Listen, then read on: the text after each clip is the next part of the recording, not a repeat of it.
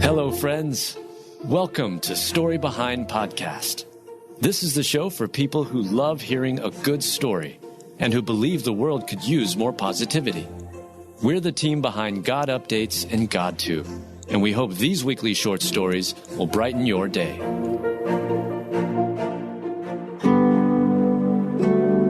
Police thought woman was being uncooperative until she silently mouthed two words, "Help me." Written by Hallie Wells, read by Julie Provost. It's hard to imagine how we would respond in a terrifying situation, but an Atlanta woman who was being held hostage had the foresight and mouthed the words "help me" in order to communicate the nature of her situation.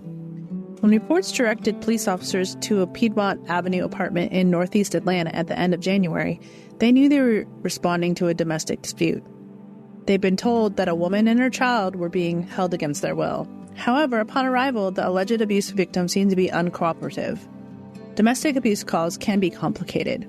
With loved ones and conflicting emotions involved, they are rarely straightforward. In fact, according to fine law, 80 to 90% of domestic violence victims recant their claims after police have been called. While they cannot drop domestic violence charges once the police are involved and the state files charges, they quite often choose to change or withdraw their original statements. It appeared that the victim on Piedmont might have been protecting her abuser. She refused to allow police officers into her home, and she refused to leave. However, she mouthed the words "help me," indicating her very real need for help. The suspect in the case is 34-year-old Andre Ross. He's believed to be the child's father, and he has multiple felony warrants. Police reported to ABC News that his alleged crimes include armed robbery, weapons-related offenses, obstruction, and probation violations. Police officers recognized the silent signal and set up a perimeter around the building. SWAT and hostage negotiators responded to the scene. They were able to talk him, Andre Ross, into surrendering without further incident, according to police.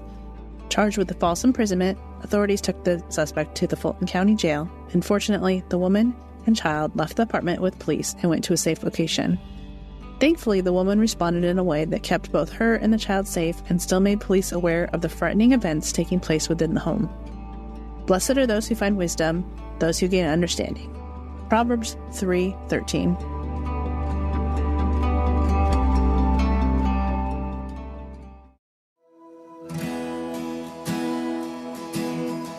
Strangers show up at hospital to do for newborn babies what their moms can't.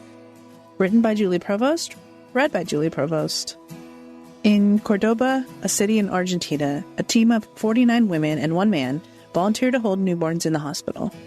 They take 2-hour shifts holding babies in their arms so they won't be left alone for too long in the incubators. The moms and dads of the babies are absent because of work, substance abuse, incarceration, injury, or even death. While it is heartbreaking to think that a parent wouldn't be able to hold their baby, having the volunteers there to step in is a blessing. Holding babies speeds up their neurological development, helps them gain weight, acclimate to the world, and sleep more soundly.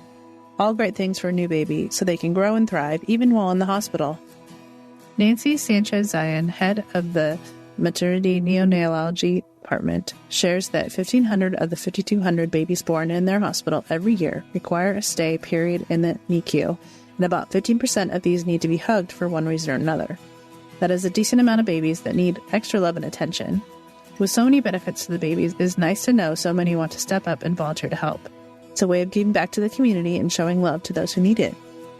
The Provincial Maternity Hospital of Cordoba welcomes 50 volunteers to spend time hugging preemies or those whose mothers are absent.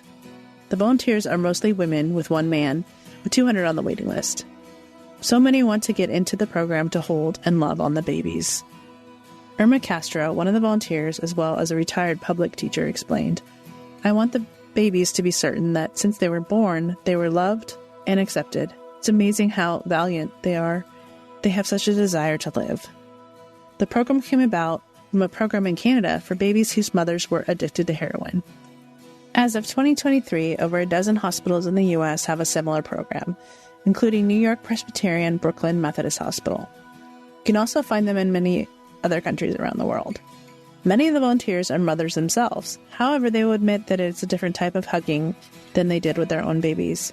The program is a part of the hospital's overall focus on human-centered neonatal care. program that is truly making a difference in the lives of so many. And the king shall answer and say to them, Truly I say to you, inasmuch as you have done it to one of the least of my brothers, you have done it to me.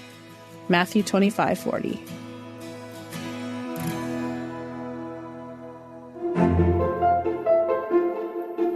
Thank you so much for listening to Story Behind Podcast. We're really glad you joined us for this week's story. To see photos and videos that may have been referenced in this episode, check out the links in the show notes. And if you enjoyed what you heard today, subscribe to our podcast, and please tell a friend about us. We'd also love it if you'd rate us and leave us a review. It really does help more people find us. Story Behind is a Salem Web Network production.